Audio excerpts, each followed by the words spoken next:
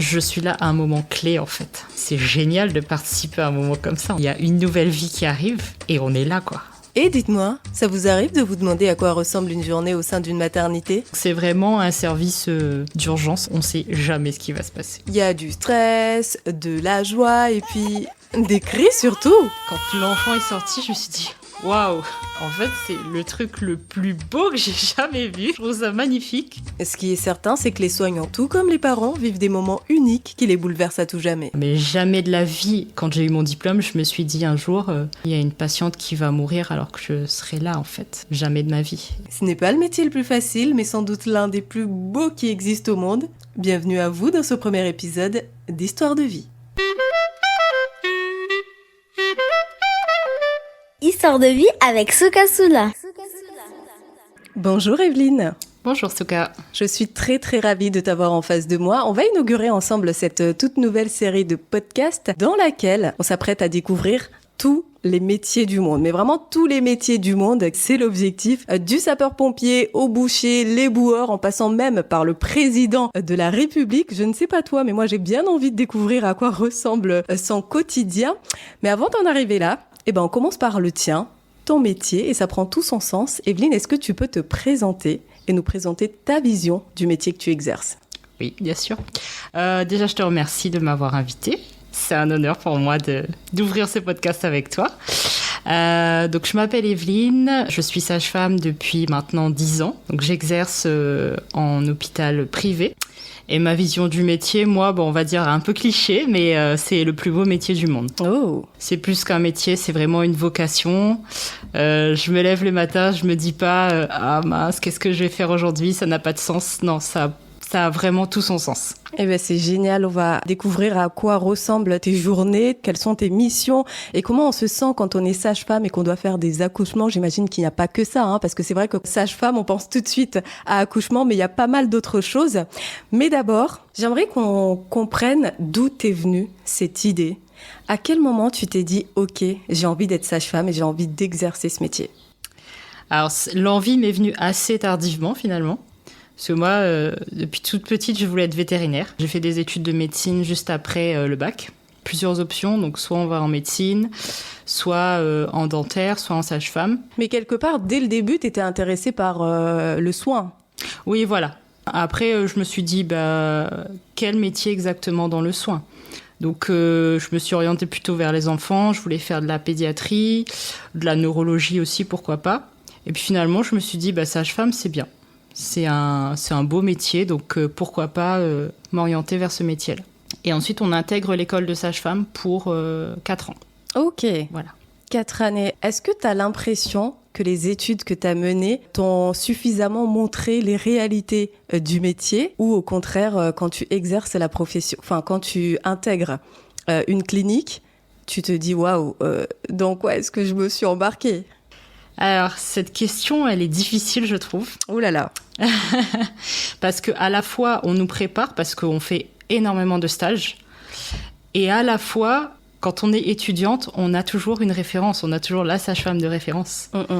Et en fait, tu deviens après cette sage-femme de référence-là. Donc, tu es responsable, en fait. À 200%. Donc, il faut que tu aies vraiment la tête sur les épaules et que... voilà. Et il faut pas se manquer. Il faut pas se manquer et il y aura personne qui va passer derrière toi pour dire là tu vas pas noter ça dans ton dossier par exemple. Tout à fait. Et une erreur peut avoir des conséquences terribles sur une vraie vie humaine. Exactement. Donc c'est pour ça que nous on nous responsabilise très très vite et aussi on nous dit que vous avez 2 vies humaines entre vos mains. Donc, il faut pas se louper. Il faut vraiment être dans les clous, en fait. C'est quoi les missions exactement d'une sage-femme ? Sage-femme, ça veut dire connaissance de la femme. Donc, la sage-femme, elle va s'occuper de la santé de la femme tout le long de sa vie. C'est-à-dire, par exemple, si une jeune femme va voir une sage-femme et lui demande une consultation, donc elle fera une consultation pour la contraception, par exemple. Les premiers rapports, elle la soutiendra. Qu'est-ce que la contraception ? Qu'est-ce qui se passe au niveau du corps ? Tous les changements ? Au niveau du corps, tout à fait. Elle va suivre les grossesses. Elle peut suivre en anténatal aussi, s'il y a besoin d'un suivi en anténatal pour... en anténatal, pardon. Avant la grossesse, si jamais il y a besoin pour justement tomber enceinte. Voilà. Et donc, elle pourra la suivre, regarder un petit peu les taux d'hormones, pourquoi ça marche pas, par exemple. L'accouchement. L'accouchement. Voilà. Et bien sûr, le suivi après la naissance à la maison avec bébé. À quel moment tu t'es dit, OK, là, je me sens sage-femme, j'ai l'impression d'avoir acquis un certain nombre de compétences et je peux exercer? Au bout de combien d'années d'études ou de mois de stage? Alors, déjà au bout de la première année, je me suis dit, OK, là, on est dedans, on y va. Parce qu'à la fin de l'année, c'était que des stages en maternité. Donc là, ça devenait vraiment concret. Et là, je m'éclatais parce que j'apprenais tellement de choses. Les cours, c'était génial, hein, les cours. Hein, j'aimais bien. Mais là, vraiment, allier la pratique à la théorie, c'était merveilleux.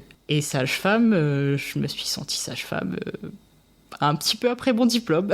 Après ton diplôme? Ouais. Pourquoi? Parce qu'en fait, je considère qu'on a toujours à apprendre, en fait. Donc, bien sûr. Me sentir sage-femme, j'ai eu un petit peu de mal. Il faut avoir confiance en soi aussi pour exercer ce genre de métier, j'imagine. Oui. Et tu l'avais, cette confiance? Pas du tout. Je ressens un peu dans tes propos quand tu me dis il a fallu que je sois diplômée un peu et encore quand j'ai été diplômée. C'est ça. Mais même au bout de plusieurs années, hein, des fois, on a des cas où... Enfin, c'est de l'humain, en fait. Donc, mettre dans des cases, des fois, c'est compliqué. Quand tu as fait ton premier stage, j'imagine que tu as eu un paquet de stages à faire. Oui. Quand tu as fait ton premier stage, comment tu as vécu la théorie et la pratique? Enfin non, comment tu as vécu le passage entre la théorie et la pratique? Le premier stage, c'était difficile parce que, en fait, on nous fait faire des stages infirmiers, donc dans des services autres que la maternité, pour qu'on puisse voir le fonctionnement d'un service, différents personnels, et pour qu'on puisse faire des soins... soit les soins d'hygiène de base, les soins infirmiers. Donc, grande découverte de l'hôpital. Donc déjà, ça fait un choc? Ça a fait un choc. On se dit, on n'est pas venu pour faire ça à la base, on devait être sage-femme. Bon, on comprend après, avec le recul, pourquoi on l'a fait. Mais c'est sûr que de débarquer dans un service que tu ne connais pas, dont tu ne connais pas les pathologies, c'est difficile parce que tu es obligé de te mettre dans le bain tout de suite. C'était quel service en l'occurrence? Service de chirurgie cardiaque. Ah oui. Voilà. Donc j'ai eu de la chance moi parce que j'avais une étudiante infirmière de 2e année, donc qui était très à l'aise, qui était là depuis un petit moment déjà. Donc elle m'a beaucoup guidée, elle m'a aidée à prendre ma posture d'étudiante et voilà ça. Donc ça s'est bien passé par la suite. On va parler maintenant de cette phase de transition, le passage études intégration clinique. Comment tu ressens la chose? Alors, j'ai eu un peu de mal au début. Ouais? Ouais, vraiment. Je me suis sentie toute seule. À ce moment-là, il n'y avait pas de poste à l'hôpital. Et moi, c'est ce que je voulais faire. Donc, c'était un peu frustrant pour moi. Donc, je ne suis pas du tout allée vers les cliniques ou les hôpitaux tout de suite. J'ai fait du libéral. Je pense que ça m'a aidée à me propulser un petit peu. Oui, pourquoi? Ça aide à prendre confiance en soi? Ah oui, là, pour le coup, t'es toute seule. Hein. Donc là, tu es obligée de tout gérer. J'avais fait des stages dans le libéral avec des sages-femmes. Mais là, me retrouver toute seule, vraiment toute seule, j'ai pas de collègues, c'était une expérience. C'était une expérience, et qu'est-ce que tu en tires aujourd'hui? Ça m'a montré une autre vision de mon métier. Parce que donc maintenant, je travaille en structure. Mais c'est vrai que du coup, j'ai plus de... Comment dire ça? Je comprends mieux les problématiques de mes collègues qui sont en libéral, par exemple. Et à quoi ressemble ton quotidien en tant que sage-femme? Quelles sont tes missions? Tu te lèves le matin, qu'est-ce que tu fais? Tu sais déjà d'ailleurs ce que tu dois faire dans la journée, ou tu découvres tout quand tu enfonces les portes de l'hôpital, de la clinique? Alors, donc, le matin, je sais dans quel service je dois aller. Donc, on a notre planning un mois avant. Donc, je sais dans quel service je suis. Après, de là à savoir qu'est-ce qu'il y a derrière ces portes, je n'en sais rien. Les jours ne se ressemblent pas du tout? Pas du tout. Parce que des fois, je peux arriver, par exemple, en salle d'accouchement. Il y a 5 salles d'accouchement. Il y a 5 dames qui vont accoucher. Tout comme on peut arriver et il n'y a personne. Ça arrive. Et puis, ça se remplit au fur et à mesure. Donc, c'est vraiment un service... d'urgence en fait, donc on ne sait jamais ce qui va se passer. On va revenir sur le démarrage. Comment tu t'es sentie lors de ton premier accouchement? Est-ce que tu peux nous raconter comment tu as vécu ce moment, avec qui tu l'as vécu et comment ça s'est passé? Là, clairement, on a envie d'être en immersion dans cette salle d'accouchement et de comprendre un peu ce qui s'est passé dans ta tête. Le premier en tant qu'étudiante ou en tant que... Le premier en tant que professionnel. Le premier en tant que professionnel. Je sais même pas en fait, je sais même plus. Tu n'en as pas gardé un souvenir? Non. En fait, je garde plein de bons souvenirs, mais je serais incapable de te dire si c'est la première fois ou la 10e fois, parce que pour moi, en fait, toutes les naissances sont belles, donc oui. J'ai du mal à me dire... C'est beau parce que je le vois dans tes yeux à quel point t'es émerveillée, t'essayes de chercher. Je vois plein d'images d'accouchement dans ta tête. Est-ce que je me trompe? Ouais, non, c'est vrai. Il y a plein d'accouchements que j'ai vécu et... Un qui t'a marqué positivement? Un qui m'a marqué positivement, je pense que c'est le premier en tant qu'étudiante. D'accord. Alors, on aurait dû commencer par là, alors. Pas le premier que j'ai vu, parce que le premier que j'ai vu, c'était un petit peu difficile. Donc, je me suis dit, mais dans quoi je me suis embarquée? Ok, on va s'arrêter sur celui-là d'abord. Pourquoi il était si difficile? Parce qu'en fait, ça a duré quand même longtemps. J'étais étudiante. Et du coup, on m'a pas laissé rentrer dans la salle. D'accord. On m'a dit, tu te mets un petit peu sur le côté, comme ça, comme c'est le premier, comme ça, tu vois comment tu es, comment tu réagis, et pour respecter aussi la patiente, ce que je comprends. Ça a duré très, très, très longtemps. C'était un premier bébé. J'avais l'impression que cette tête n'en finissait pas de sortir. Et en fait, quand l'enfant est sorti, je me suis dit, waouh! Enfin! T'étais limite à la place de la maman. Ouais, enfin. Et je me suis dit, mais en fait, c'est le truc le plus beau que j'ai jamais vu. C'est vrai? Ouais. Waouh! Je trouve ça magnifique. Et en même temps, ça a pris énormément de temps. Je me suis dit, mais est-ce qu'elle va le sortir? Parce que c'est pas possible, quoi. Elle a fini par le sortir. Elle a fini par le sortir toute seule. Elle a été, franchement, elle a été formidable. Et ouais, j'ai encore les images dans la tête. Mais ça se ressent. C'est fou, quoi. Je me suis posé des questions le soir. Je me suis dit, mais si tous les accouchements sont comme ça, comment on va faire? On va jamais s'en sortir. Bon, au final, tous ne sont pas comme ça. Donc, je l'ai appris après. Les sages-femmes m'ont expliqué, écoute, d'habitude, c'est un petit peu plus rapide. Voilà. Voilà, c'était un peu particulier. Ouais, c'était un petit peu particulier. C'était particulièrement long. Maintenant, celui que tu devais nous raconter, le plus beau que tu as vécu positivement, du coup. Le plus beau que j'ai vécu, c'était donc mon premier... En fait, on fait, pour nous apprendre un petit peu les accouchements, les gestes, on fait des accouchements à 4 mains, en fait. C'est-à-dire? C'est-à-dire qu'on pose nos mains au niveau de la tête du bébé. Ok. Et la sage-femme met ses mains sur nos mains. Attends, la tête qui est à l'intérieur de la maman? Non, la tête qui... Une fois que c'est déjà sorti. J'arrive pas trop à comprendre.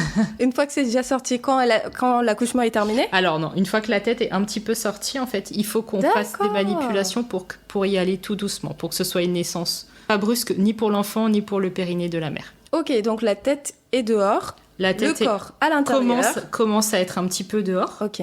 Donc il faut qu'on y aille doucement pour guider un petit peu, si tu veux, cet enfant vers la sortie. Ok. Donc on met nos mains au niveau du périnée, donc au niveau de la tête de l'enfant. Et la sage-femme met ses mains sur nos mains. Et en fait, avec ses pressions à elle nous guide en fait. Elle nous montre comment il faut faire, quels sont les gestes à faire. Donc ça, c'était mon premier accouchement à 4 mains. Et donc c'était une dame qui avait un parcours un peu particulier, qui avait eu du mal à avoir cet enfant. Et du coup, le fait d'être là à ce moment très très particulier, du coup, ça a fait un bien fou en fait. Ouais. On s'est dit qu'on participe à quelque chose qui est merveilleux. Incroyable. Ouais, c'était trop bien. Et puis surtout, on manipule réellement, on fait vraiment accoucher à cette maman. Ouais. Après, moi, j'aime pas trop le terme « j'accouche une dame ». Je préfère « je l'aide à accoucher ». Parce que j'aime bien qu'elle soit actrice, en fait. Ah ben c'est sûr qu'elle est actrice, hein. C'est à elle de pousser, c'est elle qui ressent les douleurs. Je suis bien d'accord. Et comment tu te sens quand tu quittes cette salle d'accouchement et que ça y est, c'est bon, le bébé a poussé son cri? Est-ce que tu as envie de le raconter à la terre entière? Mais oui, complètement. Et puis, on a envie d'appeler ses copines sages-femmes, de leur dire « Alors, toi, c'était comment? Moi, c'était comme ça, c'était trop bien. Ma sage-femme référente à ce moment-là a été géniale. » J'en garde vraiment un très, très bon souvenir. Ouais, ça se ressent, hein, parce que moi, je vis le moment avec toi, là. J'ai presque l'impression d'avoir été dans cette salle d'accouchement. Et en général, tout va toujours très bien? En général, oui, ça va. 70-80%, Tout ça va va bien. très très bien. Ouais. 10-20% restants, c'est qu'il y a eu un petit, on va dire un petit caillou dans la chaussure. Oui. Voilà. Parce que c'est vrai qu'on en a parlé en off. Tu as vécu un moment assez traumatisant. C'était, je pense, le pire accouchement. Oui, clairement. Le pire accouchement que tu as fait. Qu'est-ce qui s'est passé? Comment ça s'est passé? Raconte-nous tout. Un accouchement, c'est pas quelque chose qui est banal. Il y a des risques en fait. Surtout, enfin, j'allais dire surtout pour la mère, mais non, pour la mère et pour l'enfant en fait. Donc ce soir-là, on prend notre garde avec des collègues. Et en fait, on a une autre collègue qui nous appelle. Elle a été dans un autre service. Donc le service où il y a les patientes qui attendent avant d'accoucher, qui ont des contractions, qui sont en début de travail ou qui ont des pathologies qu'on doit surveiller. Donc elle nous appelle, je descends avec une patiente qui veut une péridurale. Bon, ça arrive souvent.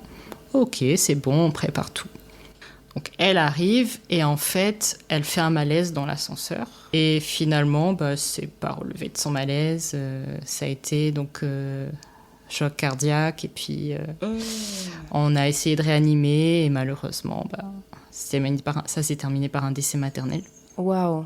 Voilà, donc ça c'était très très dur pour nous. La famille, j'imagine même pas. Je crois que c'était le moment le plus difficile de ma carrière. Enfin, moi j'ai dû voir un psychologue parce qu'on se dit bon sang, on a tout fait en fait pour. Il n'y a pas un moment où on s'est dit on arrête en fait. Il n'y a pas un moment où on a perdu espoir. Ouais. On a vraiment tout essayé, tout donné et malgré tout, C'est-à-dire que, pour qu'on comprenne bien, vous l'avez conduite dans cette salle d'accouchement. On l'a conduite en salle d'accouchement. Vous avez tenté de la réanimer. On a tenté de la réanimer. Dieu merci, son bébé, il est sorti malgré tout. D'accord. Voilà, en bonne santé? En bonne santé. Bon, il était un petit peu sonné à la naissance, mais après quelques petits gestes techniques, ça a été en fait. Il n'a pas eu de grosse réanimation ou quoi. Mais après, la mère, on l'a pas récupérée en fait. Mais pendant tout le processus, la maman était inconsciente? Pendant tout le processus. Voilà, on a fait un massage cardiaque, chose que je n'avais jamais fait sur... Heureusement qu'on est formé à ça, hein. Mais même si on est formé, on n'est jamais préparé à ça. Mais jamais de la vie. Quand j'ai eu mon diplôme, je me suis dit un jour, il y a une patiente qui va mourir alors que je serai là, en fait. Jamais de ma vie. Et ça a été... Très dur. Très, très dur, ouais. On imagine. Et dans cette salle d'accouchement, il y a qui? Il y a toi, la sage-femme, le médecin aussi? On était...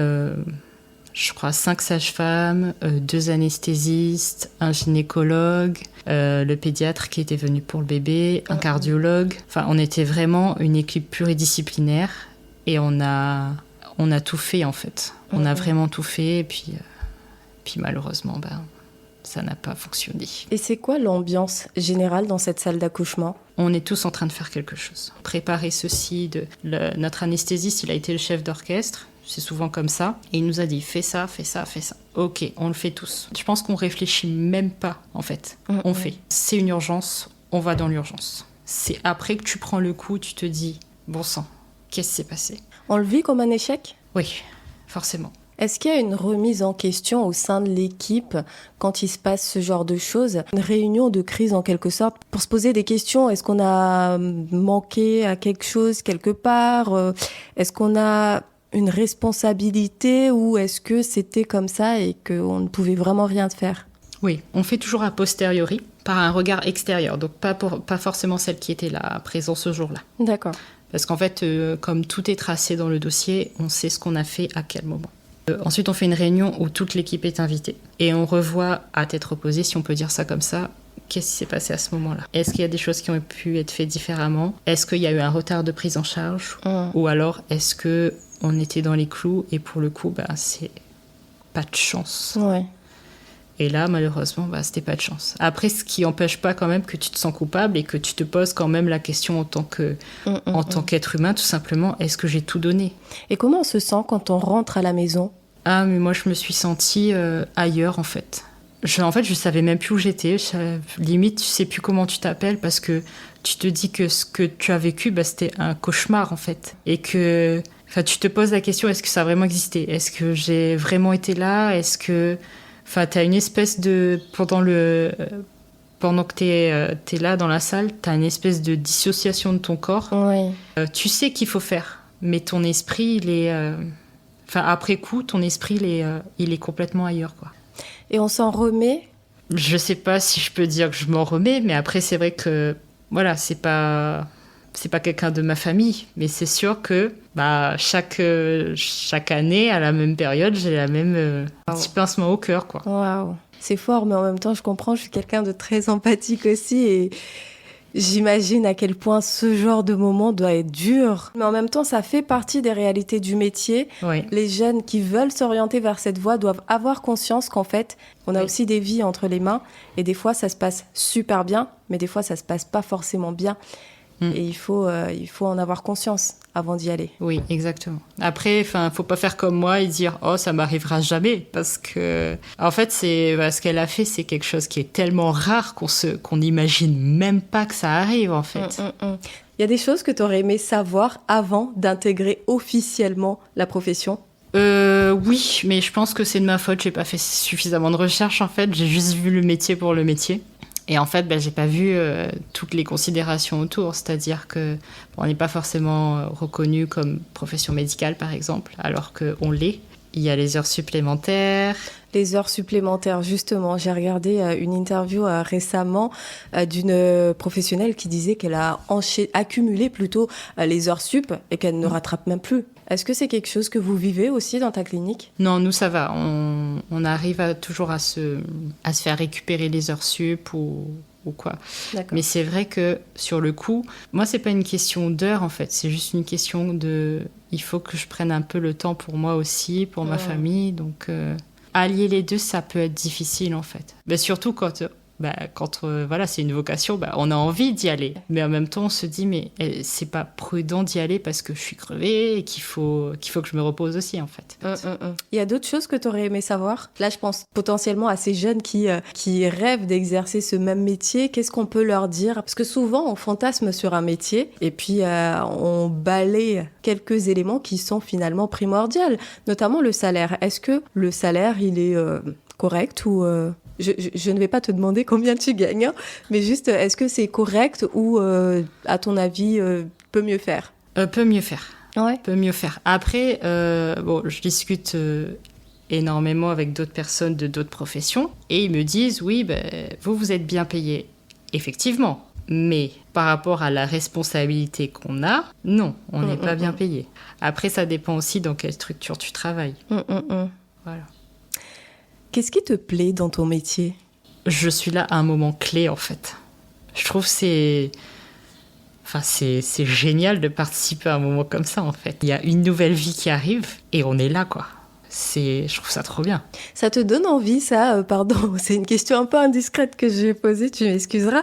Mais est-ce que ça te donne envie d'être maman? Cette partie-là, oui. Après, il y a d'autres considérations avec les enfants. Je vois bien que c'est compliqué, l'éducation, hein, on est d'accord. Ah, ça ne se limite pas qu'à l'accouchement, évidemment. Exactement, parce que moi, je vois une très, très belle partie. Ouais. Et alors, souvent, c'est rigolo parce que les dames qui ont accouché ou leur mari qui disent « Ah, ça va, le plus dur est fait. » Et moi, je suis là en train de me dire « Oula Non, il y a aussi l'éducation. » Et ça, c'est pas forcément évident. C'est plus compliqué, hein, surtout avec ce qu'on voit en ce moment. Il y a pas mal de choses. C'est vrai que l'éducation, c'est un gros dossier. C'est ça, c'est un gros dossier. Et tu te dis que même si c'est toi tu élèves ton enfant, mais il va être au contact des autres. Donc, est-ce que les autres auront un impact sur lui ou lui un impact sur les autres? Et c'est très compliqué. Donc, oui, ça me donne envie. Mais en même temps, je regarde plus loin, on va dire. Ouais, tu es réaliste. Voilà. Quel conseil peux-tu donner à un jeune qui souhaite s'orienter vers cette voie? De faire un stage d'observation déjà, voir comment ils se sentent dans un milieu hospitalier, parce que c'est très particulier. C'est pas comme une entreprise, c'est pas... c'est assez difficile pour être sûr de lui. C'est beaucoup d'années d'études. Maintenant, on fait 6 ans. Hein. Avant, on faisait 5, maintenant, on fait 6. Ce serait dommage, je trouve, de perdre 6 ans et de dire finalement, non, je sais pas, j'aime pas du tout. Même de perdre 1 an. Enfin, je trouve que le temps, c'est précieux. Donc, vraiment d'être sûr de lui, de bien se renseigner et de voir à long terme, en fait. De toute façon, dans n'importe quelle profession, c'est important de partir en immersion, de voir réellement ce que ça donne, pour ne serait-ce que de se tester et de voir si je suis fait pour ça. Exactement. Et c'est un domaine qui recrute beaucoup, il y a de la demande ? Pas tellement en ce moment. Pas tellement ? Non. Ça dépend peut-être des secteurs, non ? Pour l'instant, c'est un petit peu... c'est assez compliqué. Même mes collègues qui arrivent de métropole, on en discute un petit peu, elles me disent que c'est assez compliqué de trouver du travail. Donc, pour l'instant, c'est difficile. Mais après, on verra dans quelques années. Le truc, c'est que d'une année à l'autre, ça peut être différent, en fait. Bon bah voilà, c'est déjà la fin de ce premier numéro d'Histoire de vie. Merci Evelyne pour ta générosité. Merci tout simplement d'avoir participé à ce lancement. Merci à toi. J'ai encore une fois participé à une naissance, celle de ton podcast. Waouh. On se retrouve très prochainement en compagnie d'un nouveau professionnel. À très vite.